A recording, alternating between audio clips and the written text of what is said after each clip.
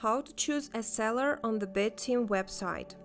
First, in order to buy cryptocurrency, you need to click on the corresponding buy item.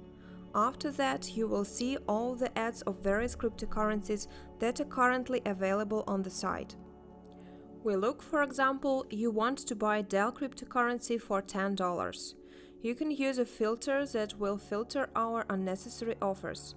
Choose the payment system that is convenient for you to transfer money through, and you will immediately have an ad according to the specified criteria. Now we choose the seller.